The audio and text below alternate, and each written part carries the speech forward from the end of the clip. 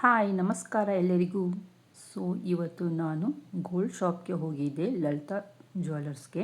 ಮಲ್ಲೇಶ್ವರಮಲ್ಲಿ ಇದೆಯಲ್ಲ, ಅಲ್ಲಿ 2 ರಿಂಗನ್ನು ತೊಗೊಂಡು ಬಂದೆ. ಸೊ ನನ್ನ ತಂದೆ ತಾಯಿ ಮದುವೆ ಆಗಿ 50 ವರ್ಷ ಕಂಪ್ಲೀಟ್ ಆಗಿದೆ.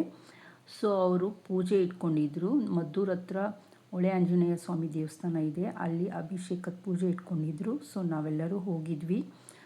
ಸೊ ದೇವಸ್ಥಾನ ಪೂಜೆ ಎಲ್ಲ ಮುಗೀತು. ಆ ನಂತರ ನಾನು ಅವರಿಗೆ ಸರ್ಪ್ರೈಸ್ ಮಾಡಬೇಕು ಅಂತ ಹೇಳಿ ಅವರಿಗೆ 2 ಹಾರನ್ನು ತರಿಸಿ ಹಾಕಿಸ್ದೆ. ಯಾಕಂತ ಹೇಳಿದರೆ ಅವರು ಮದುವೆ ಆಗಿದ್ದು ಅದೇ ದೇವಸ್ಥಾನದಲ್ಲಂತೆ. ಸೊ 50 ವರ್ಷದ ಹಳೆ ಮೆಮೊರಿ ಅವರಿಗೆ ರೀಕ್ರಿಯೇಟ್ ಆಗಲಿ ಅಂತ ಹೇಳಿ ನಾನು ಹಾರ ತರಿಸಿ ಅವರಿಗೆ ಎಕ್ಸ್ಚೇಂಜ್ ಮಾಡ್ಕೊಳ್ಳೋದಕ್ಕೆ ಹೇಳಿದೆ. ಸೊ ಹಾರನ ಎಕ್ಸ್ಚೇಂಜ್ ಮಾಡಿದರು. ಮತ್ತು ನನ್ನ ತಂದೆ ತಾಯಿಗೆ ನಾನು ಗಿಫ್ಟ್ ಅಂತ ಹೇಳಿ 2 ಗೋಲ್ಡ್ ರಿಂಗ್ನ ತೊಗೊಂಡೋಗಿದ್ದೆ. ಯಾಕಂತ ಹೇಳಿದರೆ ಇದುವರೆಗೂ ಅವರು ನನಗೆ ಎಲ್ಲವನ್ನು ಕೊಟ್ಟಿದ್ದಾರೆ, ನಾನು ಇದುವರೆಗೂ ಅವರಿಗೆ ರಿಟರ್ನ್ ಆಗಿ ಏನನ್ನೂ ಕೊಟ್ಟಿಲ್ಲ.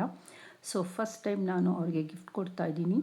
ಸೊ 2 ರಿಂಗನ್ನು ಪ್ರೆಸೆಂಟ್ ಮಾಡಿದೆ. ಸೊ ಅವ್ರ ಕೈಗೆ ಕೊಟ್ಬಿಟ್ಟು ನಮ್ಮ ಡ್ಯಾಡಿಗೆ ಮಮ್ಮಿಗೆ ಹಾಕೋಕ್ಕೆ ಹೇಳಿದೆ, ಆ್ಯಂಡ್ ಮಮ್ಮಿಗೆ ಕೊಟ್ಟು ಡ್ಯಾಡಿಗೆ ರಿಂಗ್ನ ತೋರಿಸೋದಕ್ಕೆ ಹೇಳಿದೆ.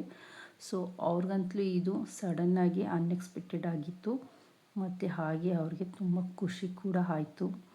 ಸೊ ಮಕ್ಕಳಿಂದ ಅವ್ರು ಇನ್ನೇನು ಎಕ್ಸ್ಪೆಕ್ಟ್ ಮಾಡ್ತಾರೆ ಹೇಳಿ. ಸೊ ನೋಡಿ, ನನ್ನ ಅಣ್ಣ, ಅತ್ತಿಗೆ, ಅವರ ಮಕ್ಕಳು ಮತ್ತು ನನ್ನ ತಮ್ಮನ ಮಕ್ಕಳು ಎಲ್ಲ ಬಂದಿದ್ದರು. ಸೊ ಎಲ್ಲರೂ ಪೂಜೆ ಮುಗಿಸ್ಕೊಂಡು ಹಾಗೆ ಫೋಟೋಸ್ ತೊಗೊಂಡ್ವಿ, ಫ್ಯಾಮಿಲಿ ಫೋಟೋಸ್. ನೋಡಿ, ರಿಂಗ್ ಬದಲಾಯಿಸಿರೋದು ಒಂದು ಫೋಟೋ ತೊಗೊಂಡೆ. ಸೊ ನನಗಂತೂ ಈ ಮೆಮೊರೀಸ್ ತುಂಬ ಇಷ್ಟ ಆಯಿತು. ಸೊ ಈ ರೆಡ್ ಕಲರ್ ಸ್ಯಾರಿನಲ್ಲಿ ಇದ್ದೀನಲ್ಲ, ಅದು ನಾನೇ. ಸೊ ಅಪ್ಪ ಅಮ್ಮನಿಗಂತಲೂ ಇದು ಅನ್ಎಕ್ಸ್ಪೆಕ್ಟೆಡ್ಡು, ಬಟ್ ತುಂಬಾ ಅವ್ರಿಗೆ ಖುಷಿ ಆಯಿತು.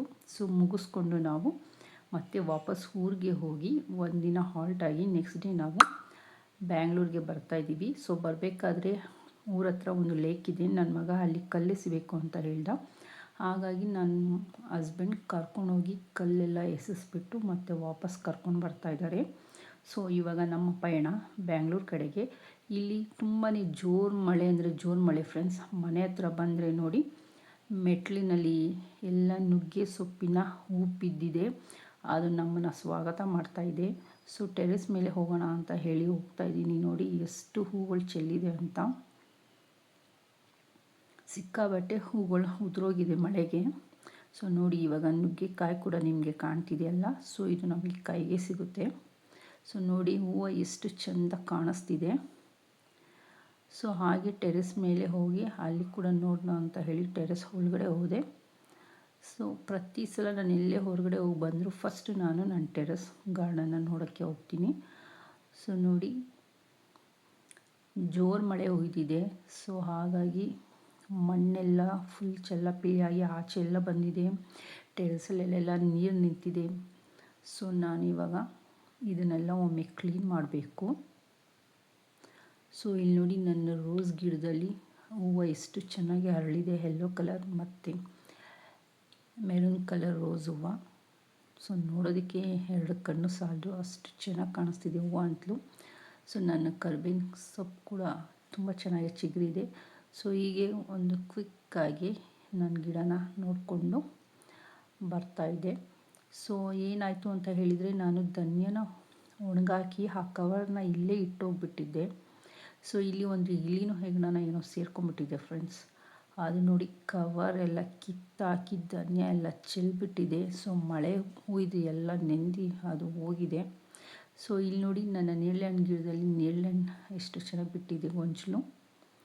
ಹಾಗೆ ಈ ಕಡೆ ಬಂದರೆ ದಾಳಿಂಬೆ ಹಣ್ಣು ಗಿಡದಲ್ಲಿ ಹೂವು ಎಲ್ಲ ಹರಳಿದೆ.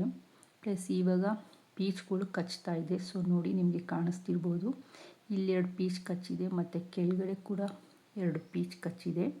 ಸೊ ಇದು ನನ್ನ ಟೆರೆಸ್ ಗಾರ್ಡನ್ ಅಪ್ಡೇಟ್ ಆಗಿತ್ತು.